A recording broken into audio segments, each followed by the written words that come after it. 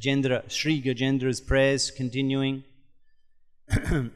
explaining the nature of the Supreme Transcendence, who simply by his energies creates this material manifestation and at the same time remains completely aloof from the creation. In the Bhagavad Gita, in the Rajaguhya chapter, Krishna is explaining his Jogam Aishwaryam, his mystic opulence. Mayatidamidam sarvam jagat avyaktamurtina machtani sarvabhutani. That everything is situated in me. Machtani sarvabhutani. Everything is situated in me. Na chaham teshu aboshtitaha. However, I am not in this creation. I'm completely separate from the creation. Na chamam tanikarma nibadnanti dhananjaya.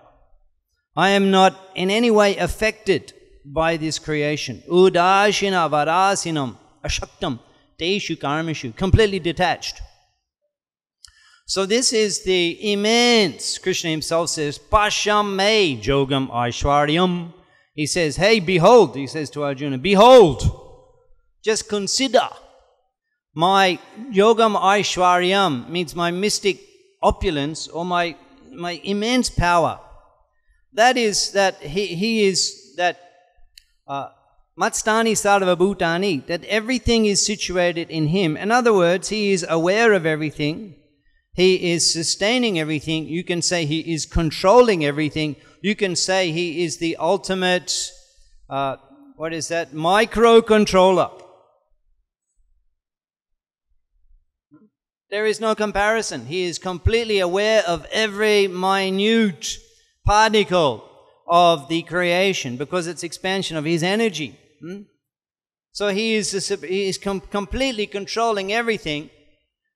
And that's a lot of work, right? This creation, sometimes it manifests, sometimes it unmanifests. And we're here in this Prithivi, there's Earth, and 30 million people in Mumbai. You can't even get that into your head. I was born in Australia. There's only 20 million people in the whole of the country. 30 million people in Mumbai. There's so many people. This is so vast, this city. I think it never ends, It just never ends. You can never get to the end. And this is just one city. And then all of India, then all of the planet. And then all of the universe. You look at the sky at night. There's innumerable planets. You cannot count. Oh, the potency to create these. And this is just one universe.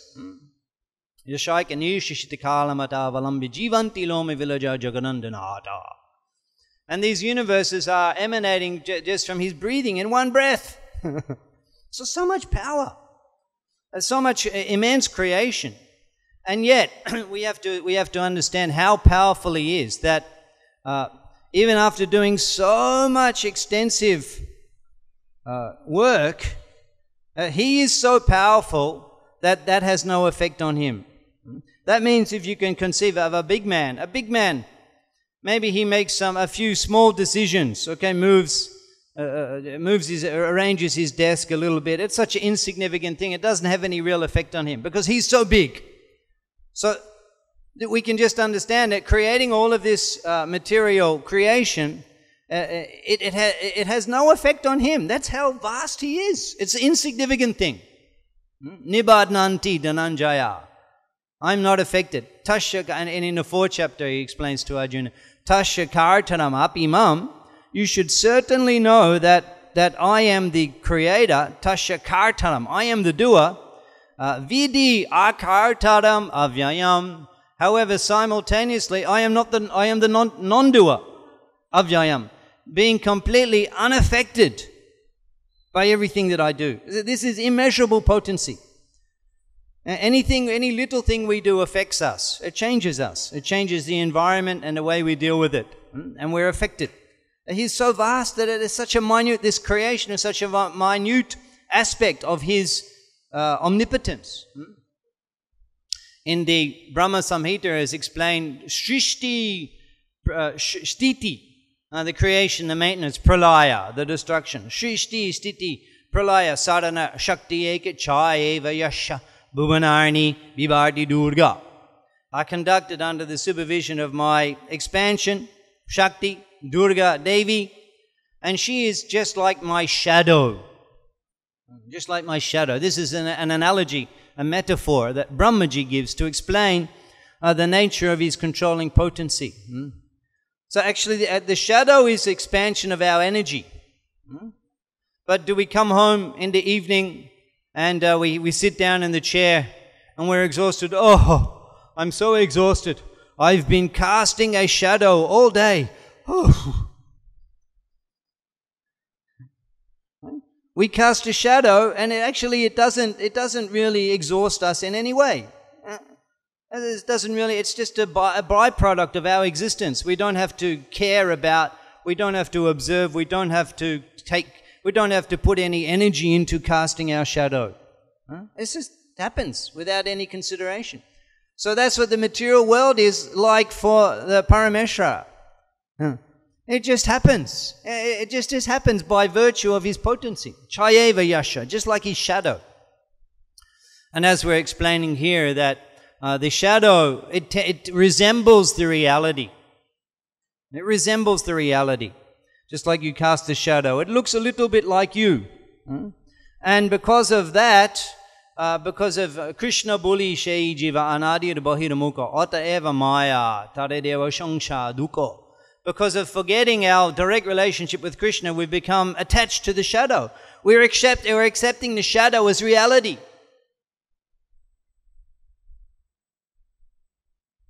And in this way, we become completely forgetful of the actual identity of the soul and the purpose of life.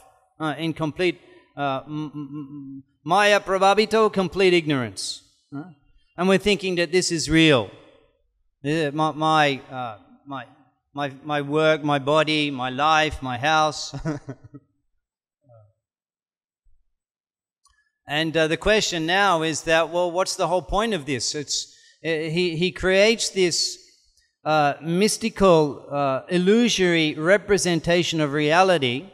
He creates it just by his shadow, by his expansion of energy. So why does he do that? And thus bewilder all of the conditioned souls, so that we become completely absorbed in the material energy and we forget our relationship with him. We could argue that if the material world wasn't so enchanting, then we wouldn't become bewildered by it. If it wasn't so mystically appearing real, we wouldn't be so bewildered by it. So why does he make it like that, so that it's so bewildering? Mama Maya Durat Yaya. Why does he make it so difficult, so we conceive it to be real?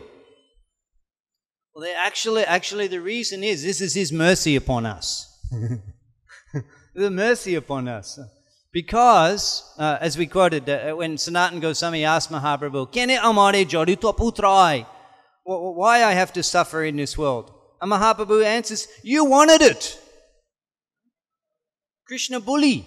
You've given up, you've turned your back, you've forgotten your relationship with Krishna for whatever reason, which we won't go into now. But the fact is that we've abandoned our direct relationship with Krishna. Krishna Buli Shai Jiva Anadir Bahiramuko. And we want to forget Krishna. And we want to come here to try to imitate his enjoying nature. And if we remember him all the time, then we can't really enjoy. We can't really enjoy. So this is the predicament of the sadhaka in devotional service. Your material enjoyment is spoiled.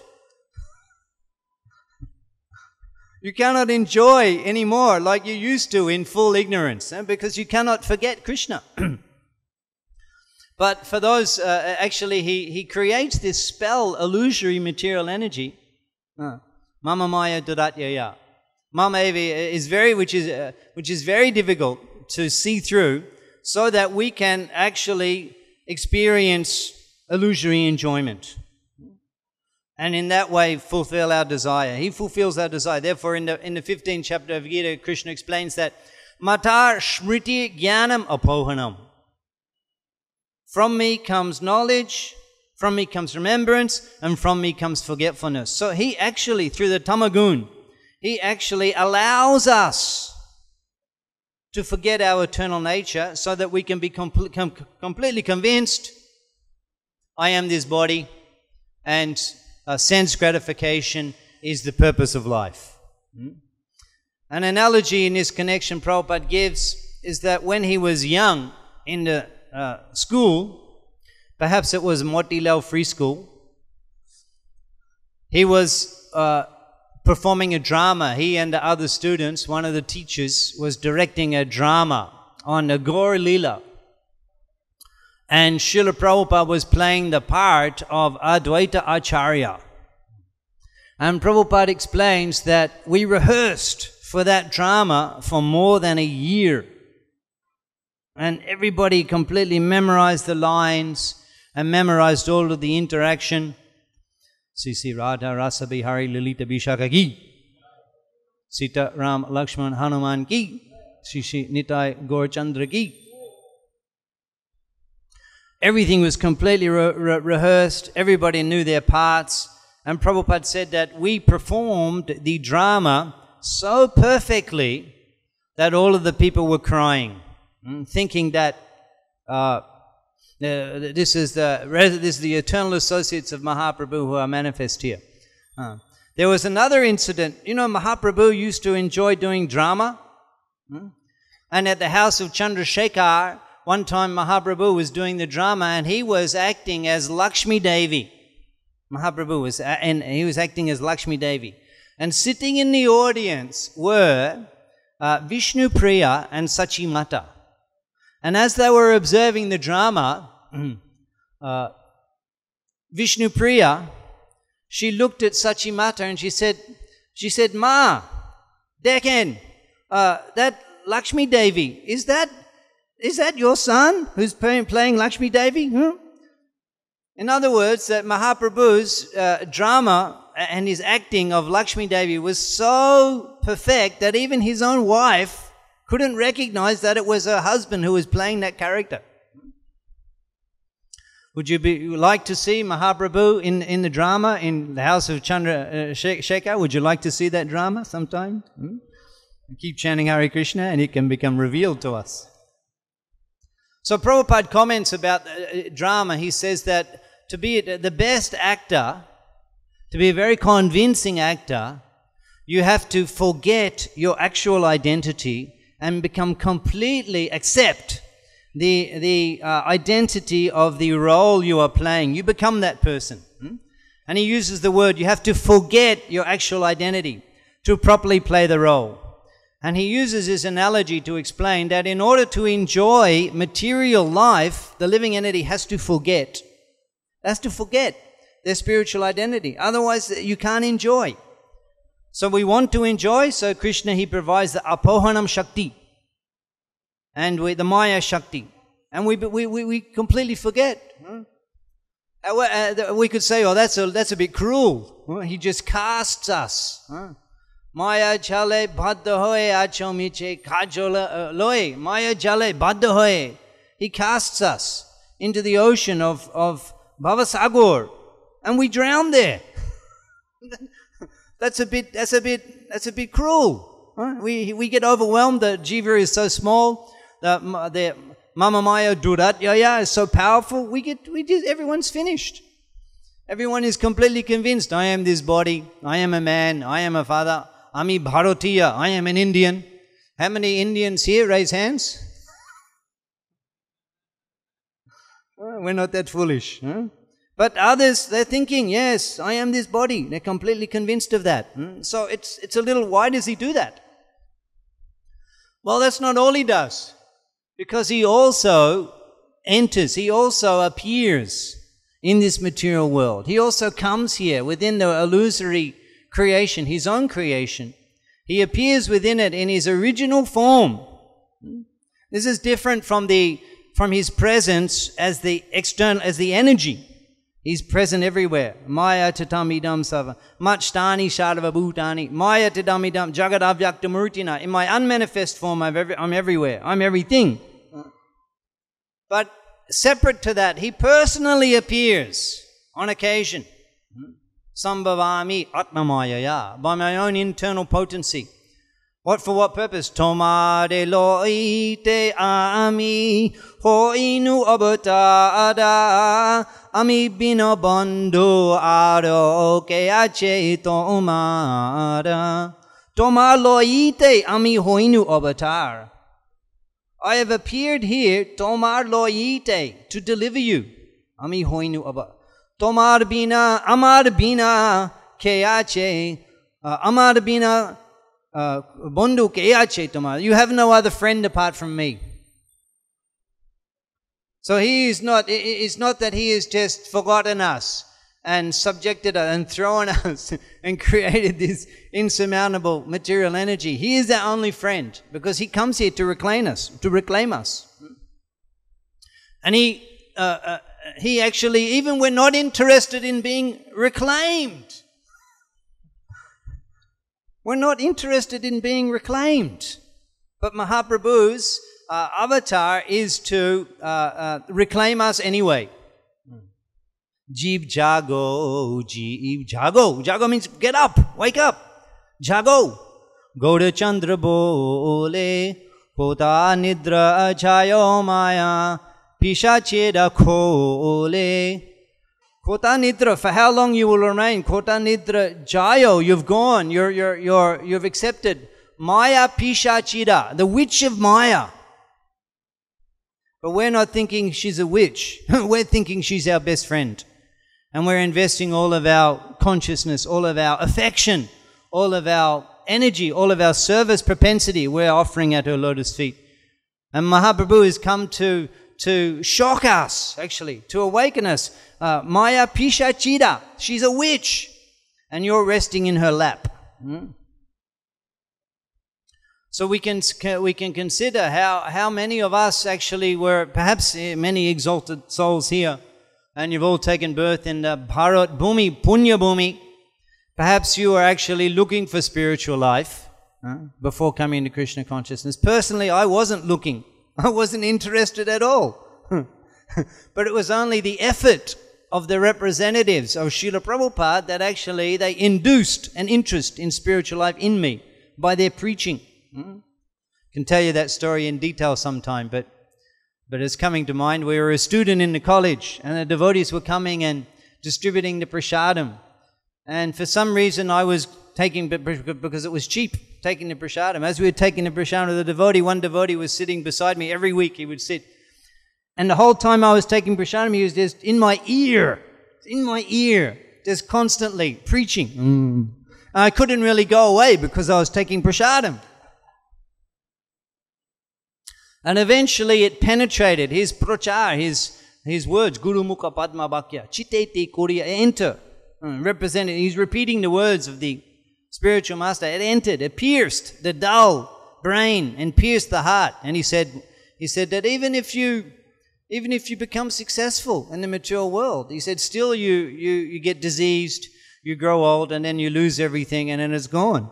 So what's the use of that? He said that it spoiled everything in my life. It spoiled all of my efforts because he opened my eyes. He revealed. So this is the nature of Mahaprabhu's followers, like Mahaprabhu himself. He's interested. He's wandering around. He's wandering around.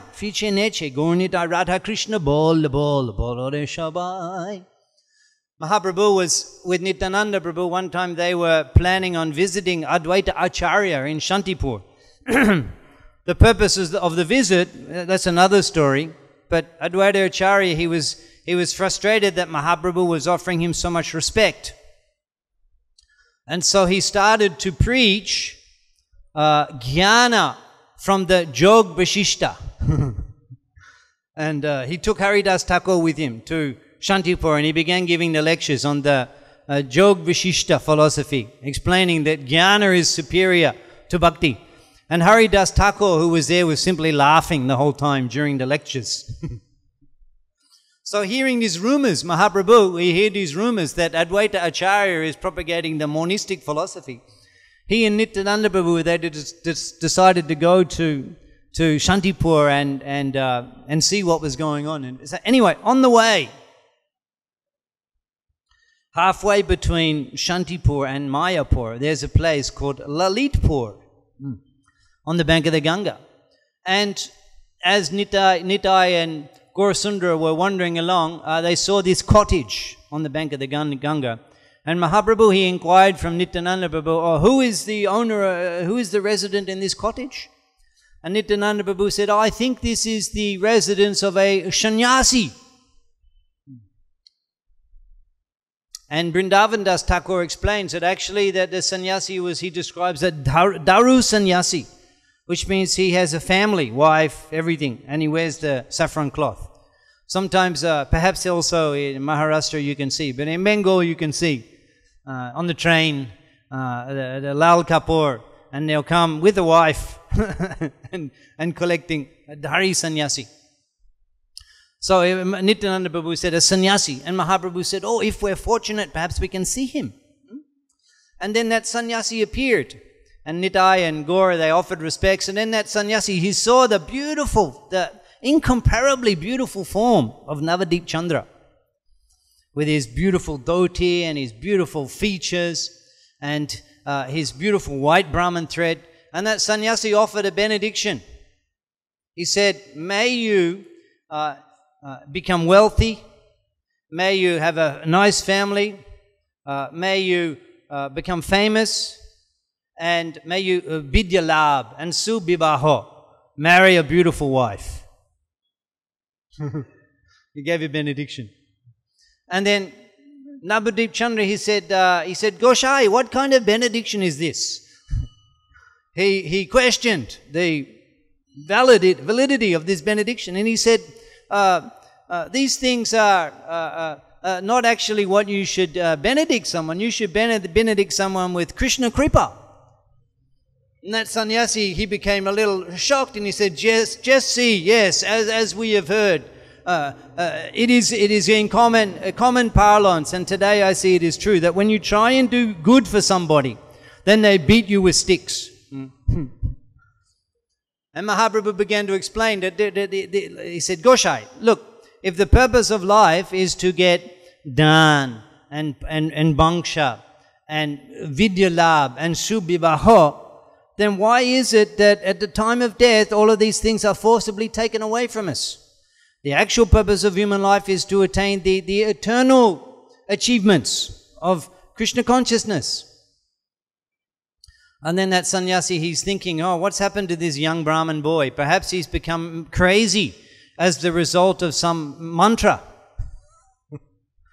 Actually, Mahaprabhu, he inquired from Ishwarapuri after taking initiation, Kiba mantro dilo goshai, Kiba tarbol. What mantra have you given me, Swami Guru Maharaj?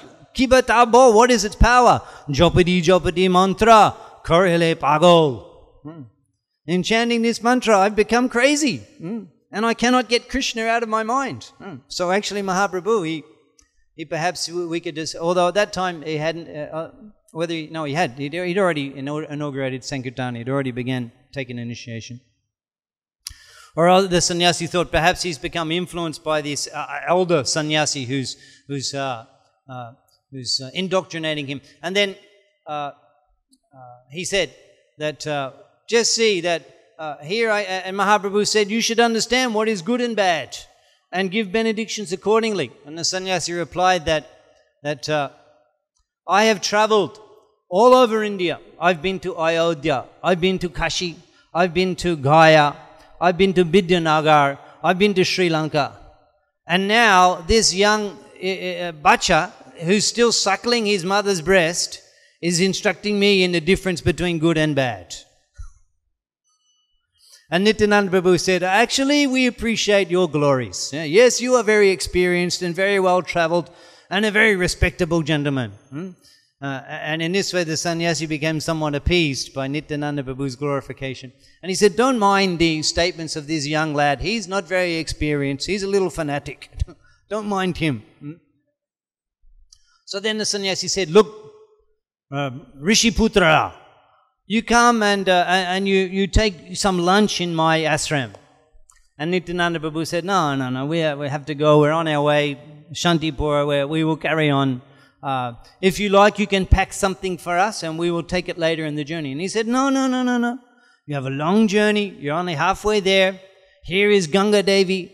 You take bath in Ganga here. You can change, you can everything in my ashram. You can comfortably relax, and then some fruits, some milk we will arrange. You can take some refreshment and then be on your way. So Nityananda Prabhu and Mahaprabhu, they looked at each other and they thought, well, okay. Nice Ganga Snan, refreshing, everything, fresh tilak, we'll take bath and then take some fruits. Okay.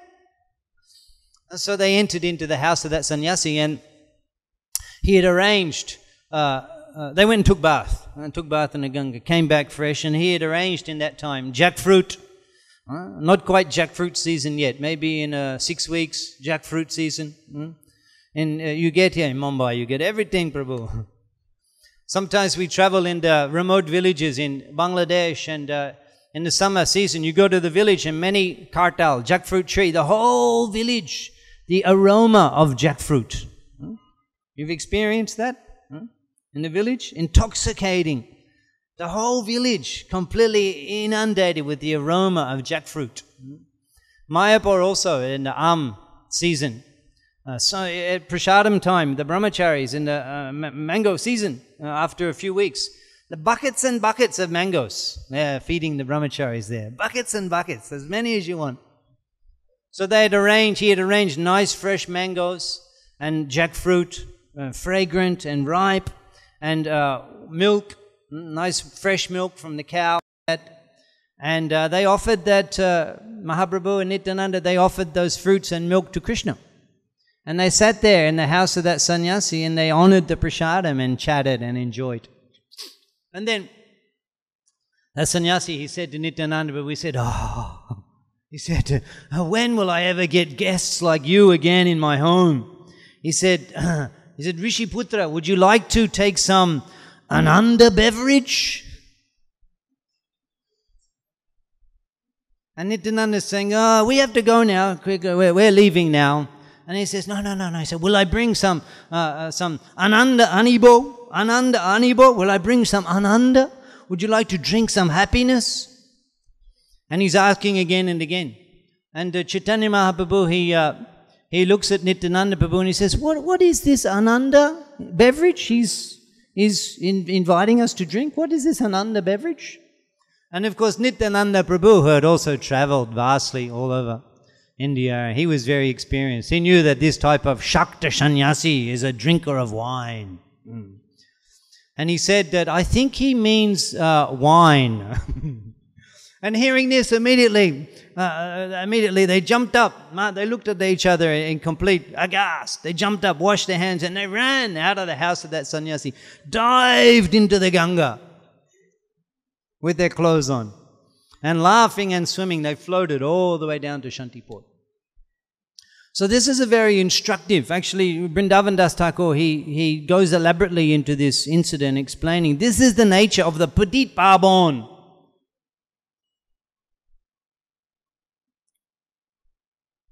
That he is looking for any way, however, to deliver us. Anyway. Even the wine-drinking, sense-enjoyer sannyasi gets tricked into devotional service because he's Patit Pavan, he comes to deliver the Param Karuna. In fact, everybody is eligible. There Vrindavan Das Thakur explains, the materialists, the sense-enjoyers, they are eligible. They will get the mercy. Only those who are the Mayavadi impersonalists, Mayavadi Krishna Aparadi, they're the only ones that is difficult. But for the sense-enjoyers, Mahaprabhu, he will deliver you. He will make us Krishna conscious.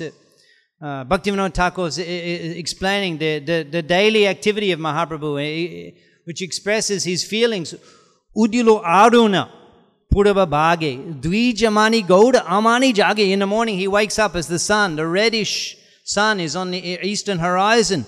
Bhakata Samoha Loya Shate Gelo Nagara Braje. He gathers the devotees with him, and immediately he goes out. Gelo Nagara Braje, into the towns and the villages. Tatai tatai bhajaloko gana gana tahe jajeroro. The mridangas are tapping and the kartals are ringing. Preme dhala dhala shonara anga chodane nupura bhaje. And the silver nupur on the ankles of Mahaprabhu are chiming as his preme dhala dhala. His body is trembling in the love as he's hearing the kirtan. Mukunda Madhava Yadava Hari Bole na bolo re badana bhori. He's calling out to the people, you should chant bolo re. You chant vadana bhori with a joy and loud singing. Michin nidha boshe gelo re rate. All night, the night has gone. Michin nidha boshe, in illusion. And you're wasting the whole day just maintaining your body, and you're neglecting the real opportunity that you have. But Mahaprabhu's style of preaching is so attractive. Who cannot be enchanted by the beautiful golden form with his raised arms and beautiful lotus-like eyes as the nupurs are chiming as he's wandering through the villages. Mukunda Madhava Yadava. We want to join the kirtan party. We become attracted because he is such a divine personality, so full of mercy. And he's instructing, Emona dulaba manava deho paya kikoro bhavana keho. Emon dulab manav deho paya. You've received this rare human life, which is, if you utilize it properly, you can revive your Krishna consciousness. Paya kikoro bhavana keho. But having received it, kikoro, what are you doing? Bhava na keho. You're not considering anything. Bhava na keho. Means that you're completely busy with the next meal. And then the next type of sense gratification. You're not cultivating the bhav. And he gives us the process which is very easy to cultivate the bhav. It comes automatically. When he inquired from Ishwar Puri, Kiba mantra dilo goshai, Kiba tarbol. What mantra have you given me? What is its power? And Ishwar Puri replied, Hare Krishna, Mahamantra, Jaita Shabhav, Jai Jape, Tare Krishna Upajaye Bhav. The Hare Krishna Mahamantra, Jaita Shabhav, the very constitutional form, what it is, Jaita Swabhav, what the Hare Krishna mantra is, Jai Jape, whoever, Jai Jape, whoever chants it, Jai Jape, Tare Krishna, unto Krishna, Upajaye Bhav, will awaken the feelings of attachment. So this is such a sweet medicine. Enechi Oshodi Maya Nashi Bhadolagi. We're hearing about this all-encompassing, all-bewildering, illusory potency which is just cast by his shadow. And it's very difficult. We're condemned, life after life, in this illusory predicament. But he comes. Eneche, I have come. Eneche Oshodi Maya Nashi Bhadolagi. And I've bought the medicine which can cure you from the illusion. Maya Nashi Bado Lage. The Oshad, which Lage, which its purpose, its function is Maya Nashi Bado. It will destroy the illusion. Harinama Maha Mantra Lao Tumimagi. I'm begging. And in his sweet dancing and in his sweet kirtan leader, Lao Tumimagi. I'm begging that you take this Harinam. Krishna Nam Shuddha Koriya Pran Judaya Bhoka Dibinoda Pran Nam Bina Kichu Nahi Ko Ado Cho Oda Bhubanama Che. And Bhaktivinoda Thakur is singing, there is nothing else but the holy name in the 14 worlds. Judaya Pan, drink this holy name, absorb your mind in the holy name, become a preacher of the holy name. And in that way we have a chance of delivering ourselves and delivering others. In fact, Mahaprabhu's desire is that everyone is delivered. He creates the spell, but he comes here to deliver everybody. Kali Juge, Nam Rupe Krishna Avatar, Nam Hoite Hoy, Sarva Jagata Nishtar. The entire universe.